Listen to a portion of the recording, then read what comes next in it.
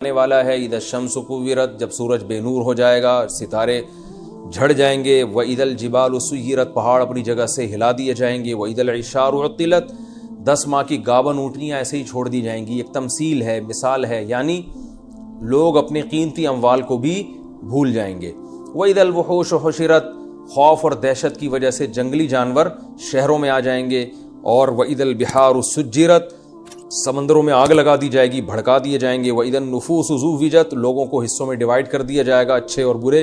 وَإِذَا الْمَوْءُودَةُ سُئِلَتْ، یہ تو شروع میں تو یہ قیامت کی ہولناکیاں ہیں نا، جو پہلا سور ہے۔ آگے دوسرے سور کے بعد کیا ہوگا؟ وَإِذَا الْمَوْءُودَةُ سُئِلَتْ، جس دن زندہ دفن کی ہوئی لڑکی سے پوچھا جائے گا بِأَيِّ ذَنبٍ قُتِلَتْ۔ یہ قرآن کی بلاغت ہے۔ اب دیکھیے قرآن جو ہے نا، جزیات کے ضمن میں کلیات بیان کرتا ہے۔ یہ میں بار بار اصول بیان کرتا ہوں۔ جزیات کسے کہتے ہیں؟ تھوڑی گاڑی اردو ہے، یعنی قرآن بتائے گا کہ قیامت کے دن ایسا ہوگا، حالانکہ ایسا نہیں ہوگا، ہوگا تو بہت کچھ، یعنی اس سے یہ بتانا چاہتا ہے کہ انصاف ہوگا قیامت کے دن۔ اب ہو یہ رہا ہے، قرآن یہ بتا رہا ہے کہ سورج تباہ ہو جائے گا۔ اصل میں تو کیا، اس کو 2 لفظوں میں یوں بیان کیا جا سکتا تھا کہ ایک دن آئے گا پوری کائنات تباہ کر دی جائے گی اور سب سے حساب و کتاب لیا جائے گا۔ یہ 2 لفظوں میں بات شارٹ میں آ سکتی ہے نا۔ اصل تو مضمون ہے نا آیت کا، وہ کیا ہے؟ یہ دنیا ایسے نہیں چل رہے گی ہمیشہ، بلکہ ایک دن کیا ہوگی؟ دنیا تباہ ہو جائے گی، سب سے حساب لیا جائے گا۔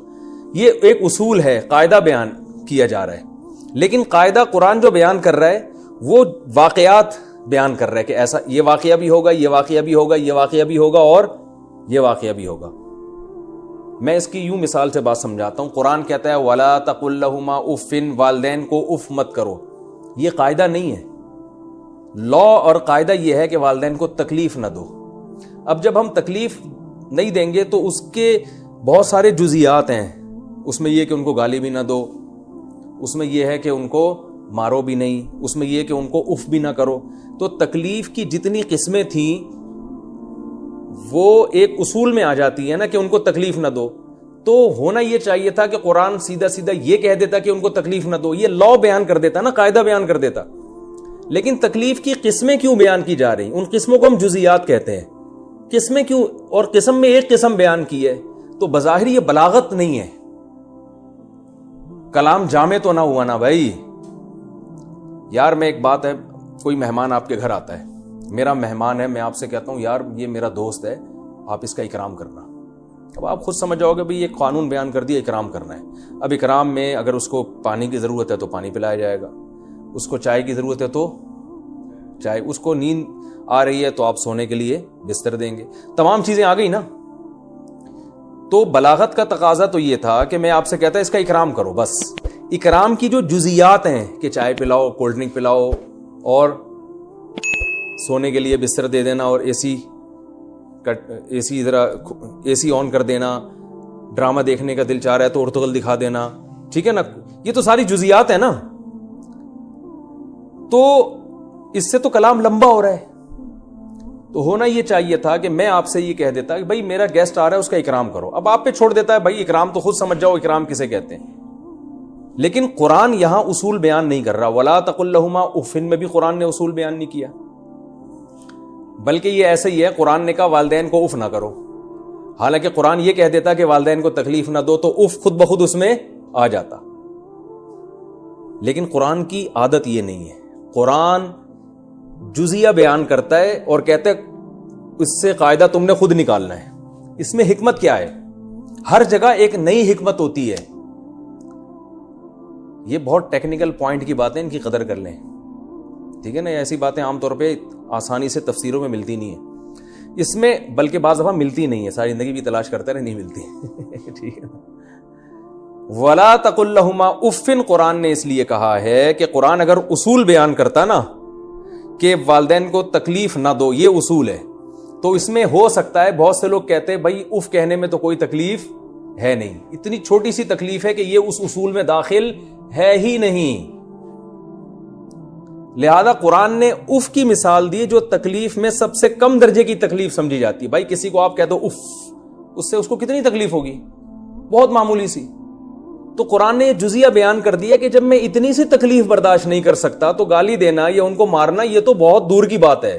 تو اصول جو قاعدہ اور ضابطہ تھا نا کہ بالکل بھی تکلیف نہیں دینی, یہ قاعدہ اور ضابطہ اگر اس طرح سے بیان کیا جاتا کہ بالکل نہیں دینی تو بات سمجھ میں نہ آتی, بلکہ تکلیف کی ایک قسم بیان کر دی, وہ قسم جس میں تکلیف بہت کم ہوتی ہے وہ بیان کر کے قرآن نے اصول سمجھا دیا کہ جب اتنی تھوڑی سی تکلیف دینا جائز نہیں ہے تو اس سے اونچے درجے کی تکلیف تو بالکل ہی حرام ہے. اس کی اب مثال میں مہمان پہ فٹ کرتا ہوں. یہ عثمان بھائی بیٹھے ہوئے ہیں, میں نے کہا کہ میرا مہمان آئے, ان کا اکرام کرنا. اب مجھے ڈر یہ لگ رہا ہے کہ یار یہ ان کا لائف سٹائل الگ ہے. مہمان آیا ہے جناب, وہ سعودی عرب کے رائل فیملی سے اس کا تعلق ہے. اب ہو سکتا ہے یہ اس کو ایک ایئر کنڈیشن روم دے دیں اور ایک چائے منگوا کے اس کے سامنے رکھ دیں, اس کو یہ سمجھ رہے ہوں گے کہ کیا یہ اکرام ہے. تو وہاں میں ڈیٹیل میں جاؤں گا, میں اصول نہیں بیان کروں گا کہ اس کا اکرام کرو. میں کہوں گا یار ان کے ہاں اکرام کی ڈیفینیشن الگ ہے اور وہ رائل فیملی کا ہے. جو چیز ان کے ہاں اکرام سمجھی جاتی ہے وہ اس کے ہاں توہین سمجھی جاتی ہے. یہ اس کو بریانی اور جو ہے نا قورمہ لا کے رکھ دیں گے, سمجھ رہے ہیں نا, وہ بکرے کی چانپیں کھانے کے عادی ہیں. ٹھیک ہے, یہ ان کو جو ہے نا وہ قورمہ لا کے رکھ دیں گے اور سمجھیں گے میں نے کیا کیا ہے, اکرام کیا. تو ان کو تو بھائی زیتون چاہیے, اور زیتون بھی یہاں کا ڈالڈا والا زیتون نہیں چاہیے. ان کو تو کوئی زیتون بھی کوئی شام اور فلسطین کا زیتون اور انجیر اور پتہ نہیں کیا کیا, اور گھر میں تو بٹھانا ہی نہیں, ان کو تو ہوٹل دینا ہے رینٹ پہ لے کے.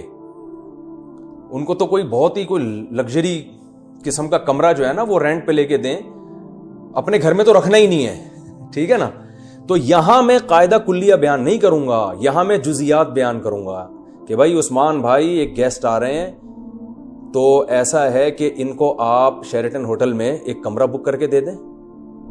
ٹھیک ہے نا, اور ہوٹل والے سے کہتے ہیں بھائی تو بل کی پرواہ نہ کر. اب یہ جزیات بیان ہو رہی ہیں نا, بھائی تو بل کو چھوڑ دے کہ کتنا بل بنے گا, وہ سب ہدیے کی شکل میں واپس, جب یہ بادشاہ سلامت خوش ہو کے واپس جائیں گے نا تو وہ مجھے بھی نواز دیں گے اور تجھے بھی نواز دیں گے. تو یہاں میں جزیات بیان کروں گا, یہاں میں کلیات یہ نہیں کہوں گا کہ بس اکرام. تو قرآن بھی اصول اور ضابطہ اگر بیان کر دیتا نا کہ ایک دن قیامت آئے گی اور سب تباہ ہو جائے گا اور لوگوں کا انصاف ہوگا, تو بات کلیئر نہیں ہوتی. لوگ کہتے ہوگا انصاف ہوگا, جو اللہ کے سامنے جا کے بیان کر دیں گے اور جو دنیا میں انتقام لے سکتے تھے وہ بتا دیں گے کہ بھائی اللہ اس نے دنیا میں میرے ساتھ ظلم کیا تو اب بتا. تو اللہ بتا رہے ہیں کہ اصول نہیں بیان کروں گا, میں بتا رہا ہوں کہ جس دن قیامت تباہ آئے گی تو یہ کچھ ہوگا. سورج جو لاکھوں سال سے روشنی دے رہا ہے, جس کے بارے میں تصور ہی نہیں ہے کہ کبھی بے نور ہو سکتا ہے, کیونکہ ہم جب کہتے ہیں نا سب کچھ تباہ ہو جائے گا تو ایک جنرلی یہ خیال آتا ہے بس تباہ ہو جائے گا. ہو سکتا ہے سورج تباہ نہ ہو, وہ اسی طرح چلتا رہے. لاکھوں کروڑوں سال ہو گئے سورج بے نور نہیں ہوا, تو اللہ جزیات بیان کر کے کلیات سمجھا رہے ہیں, کلیہ سمجھا رہے ہیں کہ یہ جو سورج لاکھوں کروڑوں سال سے چمک رہا ہے اس کی روشنی ختم.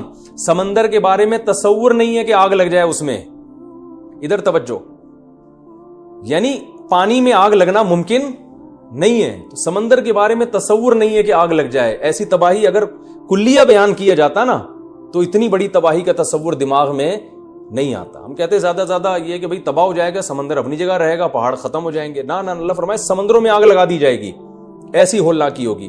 اور جب حساب و کتاب کی باری آئی تو یہ نہیں کہا کہ سب کا حساب ہوگا, بلکہ اللہ نے فرمایا زندہ دفن کی ہوئی لڑکی سے پوچھا جائے گا بتا تجھے کس جرم میں قتل کیا گیا. یعنی ایسے لوگوں کے مجرموں سے بھی انتقام لیا جائے گا دنیا میں جس کے مجرم سے انتقام کا تصور ہی نہیں ہے. کیونکہ جب کوئی کسی کو قتل کرتا ہے تو وارث انتقام لیتے ہیں نا. بھائی باپ بیٹے کو اگر کوئی قتل کر دے تو باپ کھڑا ہوگا کہ میرے بیٹے کو کس نے مارا. بھائی کو اگر بھائی قتل کر دے تو بھائی کھڑا ہوگا کہ میرے بھائی کو کس نے مارا. یہاں تو جو قصاص لینے والا ہے نا, باپ اپنی بیٹی کی طرف سے قصاص لیتا ہے نا, تو باپ خود ہی جب دفن کر رہا ہے تو پھر کون مجھ سے پوچھنے والا ہے. تبھی عرب میں ایسے کیسز تو عدالت میں آتے ہی نہیں تھے کہ عدالت میں لے کے جائے گا کون. بھائی اگر جج کے سامنے ایک شخص جائے گا کہ فلاں نے اپنی بیٹی کو قتل کیا ہے, تو جج اس زمانے میں اس سے کہتا کہ یہ کیس تمہارا تو بنتا ہی نہیں ہے, یہ تو باپ اس کا وارث ہے, باپ آ کے کیس کرے گا. اور ظاہر ہے باپ کرے گا ہی نہیں, کیونکہ دفن کس نے کیا ہے, باپ نے. تو ایسے کیسز دنیا میں اس میں انصاف ملنے کی امید بالکل بھی نہیں ہوتی. تو اللہ نے اگر یوں بیان کر دیتے کہ ایک دن دنیا تباہ ہو جائے گی اور لوگوں سے انصاف لیا جائے گا، تو کتنا گہرا انصاف ہوگا یہ بات سمجھ میں نہیں آتی. اس لیے اللہ نے اس کے لیے ایک مثال دے دی کہ وہ انصاف اتنا گہرا ہوگا کہ وَإِذَا الْمَوْءُودَةُ سُئِلَتْ، زندہ دفن کی ہوئی لڑکی سے اللہ خود پوچھے گا بتا تجھے کس جرم میں قتل کیا گیا.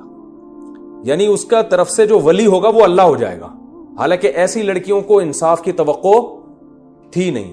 تو جب ان لوگوں سے بھی انصاف لیا جائے گا تو باقی لوگ جن کے مطالبہ کرنے والے بہت سے ہوں گے ان کا کیوں نہیں ہوگا؟ کیونکہ اس لڑکی کے بارے میں تو اللہ ولی ہوگا نا. اور باقی جو قتل دنیا میں ہوئے ان کے تو بہت سے لوگ، قاتل خود کھڑا ہوگا، مقتول خود کھڑا ہوگا، قاتل کا بھائی آ جائے گا، مقتول کا بھائی آ جائے گا، بہنیں وراثت لینے کے لیے آ جائیں گی. وہاں تو اللہ کے علاوہ بھی اتنے سارے مطالبے ہیں، تو وہ تو بطریق اولا وہ کیسز کھلیں گے، ان کی فائلیں کھلیں گی. سمجھ میں آ رہی ہے بات کہ نہیں آ رہی؟ تو یہ بتانا مقصد ہے. یہ قرآن میں یہ اصول جس کو سمجھ میں آ جائے نا، کہ یہ لفظ یاد کر لیں، قرآن جزیات کے ضمن میں اصول اور قاعدے بیان کرتا ہے. یہ قرآن کی عادت ہے. تو اللہ تعالیٰ فرماتے ہیں وَإِذَا الْمَوْءُودَةُ سُئِلَتْ، جس دن زندہ دفن کی ہوئی لڑکی سے پوچھا جائے گا بِأَيِّ ذَنبٍ قُتِلَتْ، بتا کس جرم میں تجھے قتل کیا گیا، اسے کس جرم میں قتل کیا گیا تھا، اللہ تعالیٰ پوچھے گا. وَإِذَا الصُّحُفُ نُشِرَتْ، اور جس دن صحیفوں کو کھول دیا جائے گا، اعمال نامے، فائلیں کھلیں گی، اور آسمان کو لپیٹ یعنی آسمان کے چمڑے کو کھینچ دیا جائے گا، یعنی آسمان کو کھول دیا جائے گا، جہنم کو مزید بھڑکا دیا جائے گا، جنت کو سجا کے قریب لایا جائے گا. عَلِمَتْ نَفْسٌ مَا أَحْضَرَتْ، کسی بھی نفس نے جو کچھ بھی کیا ہوگا، جو کچھ حاضر کیا ہوگا وہ سب اپنی آنکھوں سے دیکھ لے گا. فَلَا أُقْسِمُ بِالْخُنَّسِ، اب آگے اللہ تعالیٰ نے قسمیں اٹھائی ہیں کہ یہ قرآن اللہ کا کلام ہے اور لانے والے جبریل ہیں، اور جن پر لایا جا رہا ہے وہ بھی مجنون اور دیوانے نہیں ہیں، ان بھی پورے ہوش و حواس ہیں، ان کے پورے بصیرت کے ساتھ وہ اس کو اللہ کا کلام سمجھ کے آپ تک پہنچا رہے ہیں. تو جبریل کی تعریف ہے وہ ترجمے میں تفصیل سے ہو چکی ہے، اور اللہ نے نبی صلی اللہ علیہ وسلم کی تعریف کی بھی کی، وما صاحبکم بمجنون، تمہارے ساتھی دیوانے، کیونکہ بہت سارے آپ پہ نا الزام لگائے جاتے ہیں. بعض کہتے تھے کذاب ہیں، معاذ اللہ جھوٹے ہیں، بعض کہتے تھے دیوانے ہو گئے، ان کو ہوش نہیں ہے. تو اللہ نے ایک اور جگہ فرمایا کہ تم اکیلے کھڑے ہو جاؤ، تقوموا للہ مثنا و فرادا، کہ تم لوگ نا 2-2 3-3 کی ٹولیاں بنا کے اکیلے کھڑے ہو کے سوچو، ما بصاحبکم من جنہ، تمہارے ساتھی میں کوئی جنون نہیں ہے، کیونکہ جنون کی کوئی علامت ان میں نہیں پائی جاتی. جو مجنون ہوتے ہیں نا، دیوانے ہوتے ہیں، پاگل ہو جاتے ہیں، وہ اوپر سے کیا ہو جاتے ہیں، جیسے جتنے بھی روحانی علاج والے لوگ ہیں آپ دیکھیں، یہ کوئی ایسا نہیں ہوتا کہ ساری باتیں ٹھیک کر رہے ہوں ایک خراب کر رہے ہوں. جب آپ ان کے ساتھ بیٹھ کے باتیں سنیں گے تو آپ کو 90 باتیں عجیب سی لگیں گی، کہ یہ 10 باتیں ایسی ہوں گی جو نماز روزے کی جو بالکل نارمل باتیں ہوتی ہیں.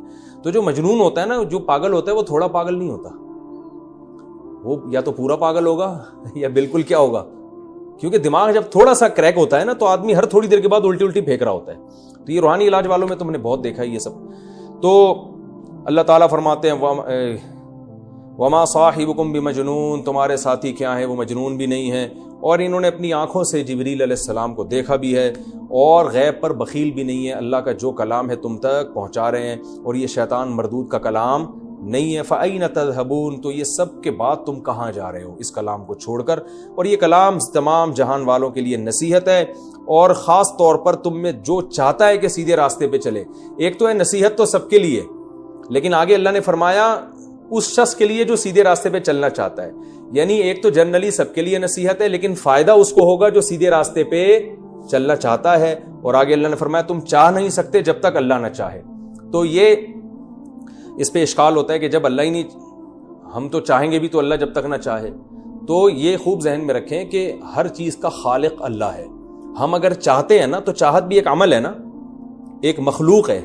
اس چاہت کو پیدا کرنے والا بھی کون ہے؟ اللہ ہے.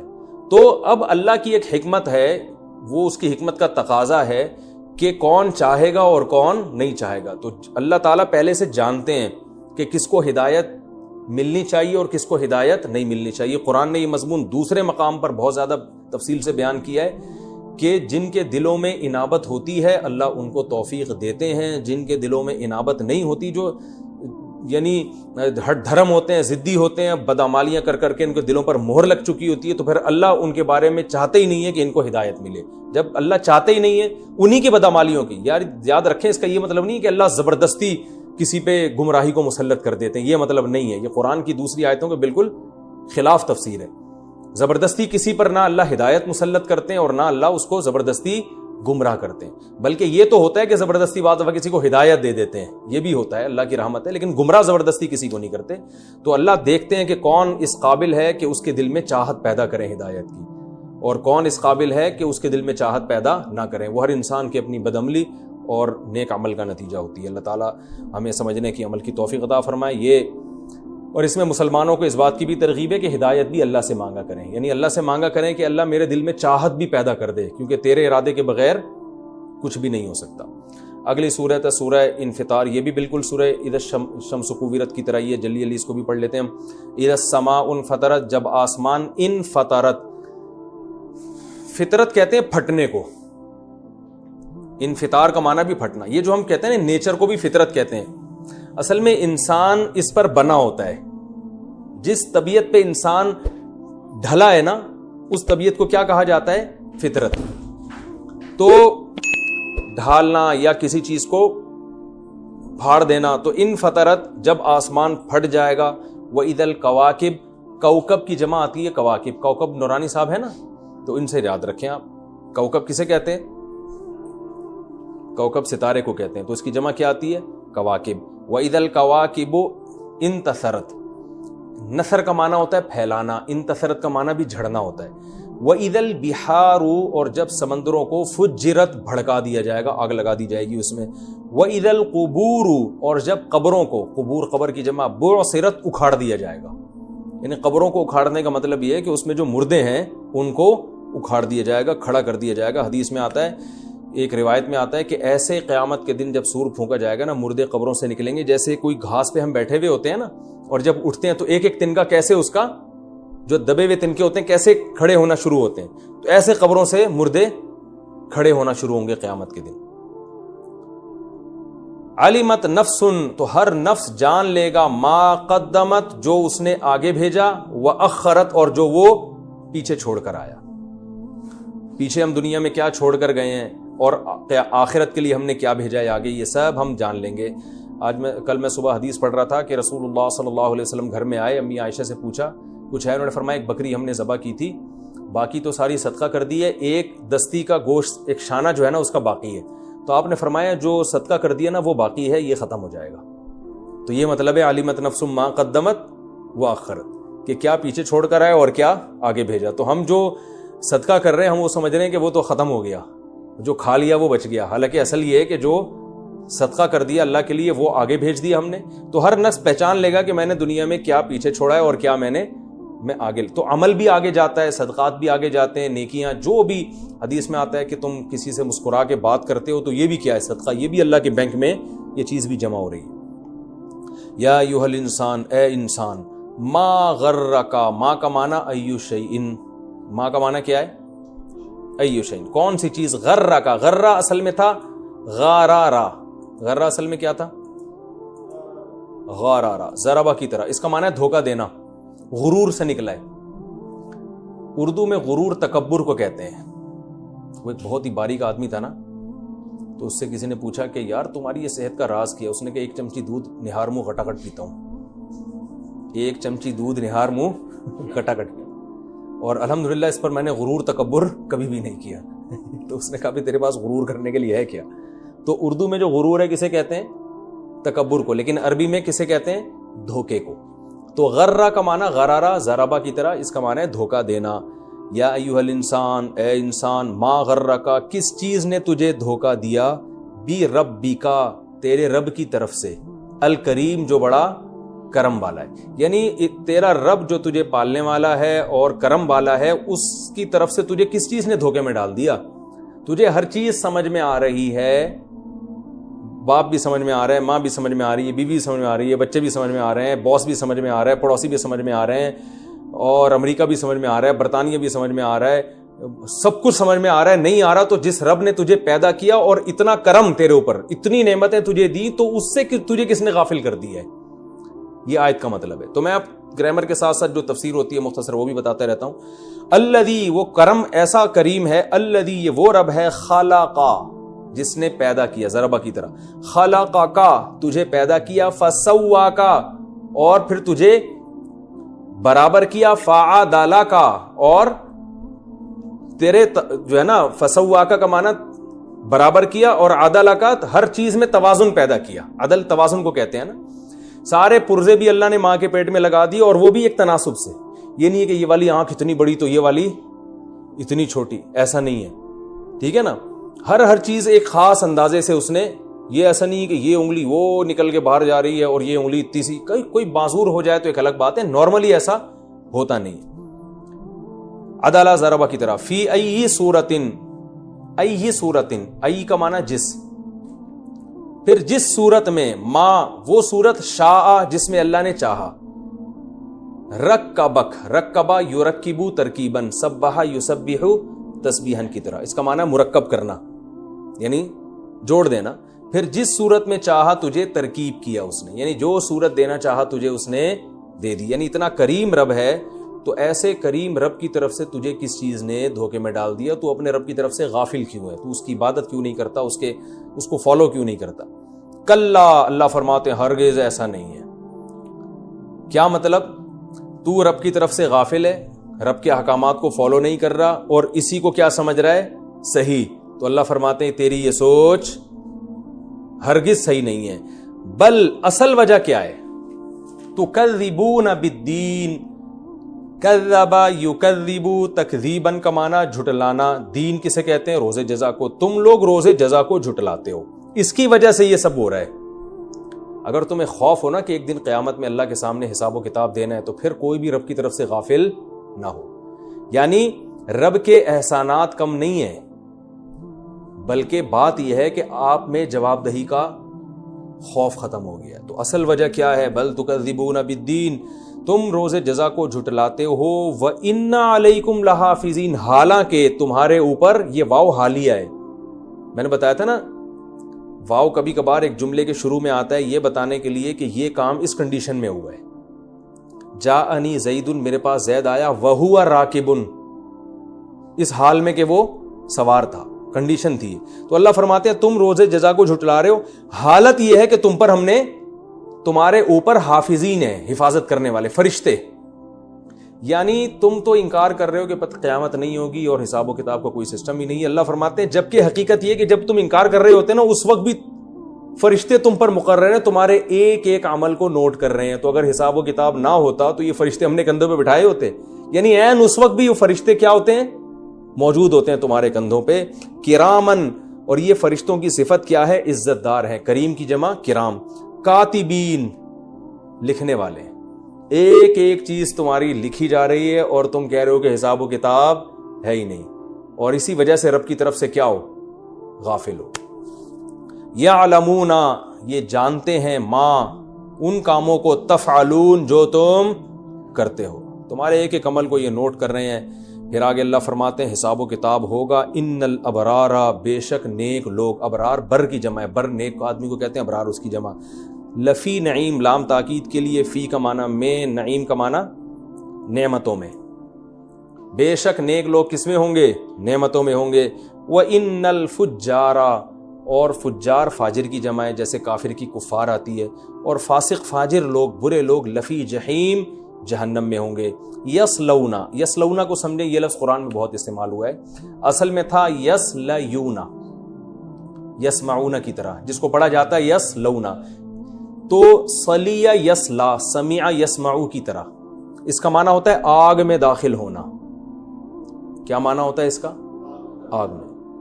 ویسے کسی بھی جگہ داخل ہو تو دخلا کا لفظ استعمال ہوتا ہے. آگ میں داخل ہونے کے لیے عربی میں صلا یا یسلیو, صلیہ یسلیو, ٹھیک ہے, آگ میں داخل ہونا. اور اصلا یا یسلیو اکرما کی ہوگا تو اس کا معنی ہوتا ہے آگ میں داخل کرنا. یہ لفظ قرآن میں بہت آئے گا. یسلونہا, یہ لوگ اس آگ میں داخل ہوں گے, یوم الدین, روز جزا کے دن. وما ہم عنہا بغائبین, اور یہ لوگ اس آگ سے غائب ہونے والے نہیں ہیں.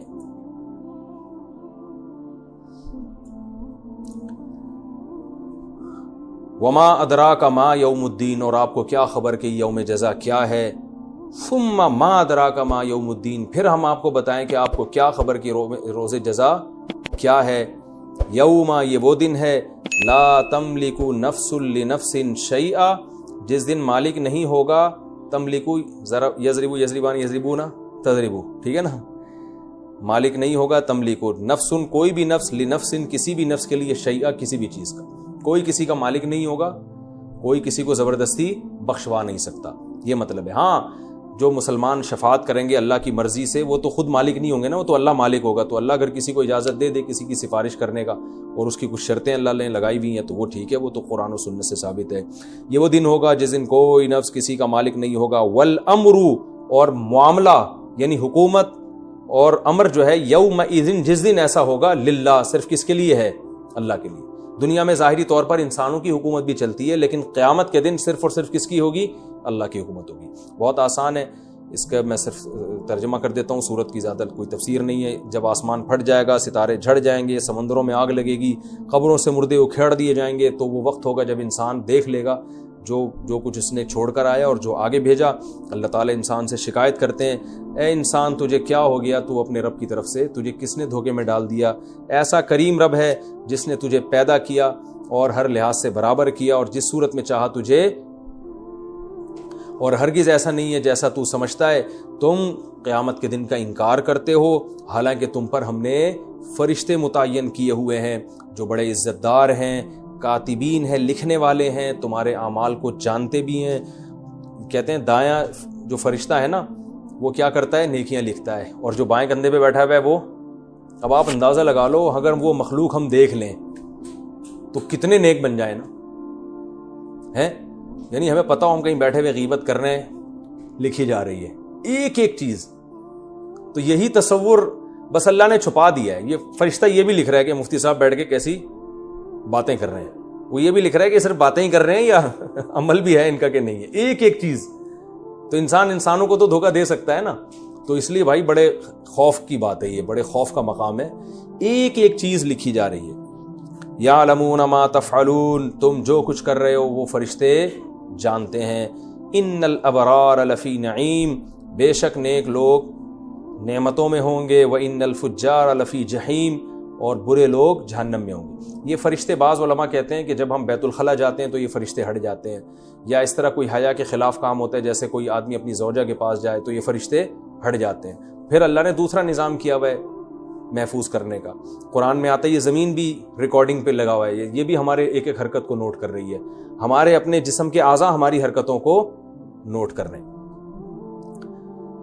وما ہم عنہا بغائبین، اور یہ جہنم سے بھاگنے والے، غائب ہونے والے نہیں ہیں، آ کے رہیں گے. اور آپ کو کیا خبر کہ وہ کیسا دن ہے؟ پھر ہم بتائیں کیا خبر کیسا دن ہے.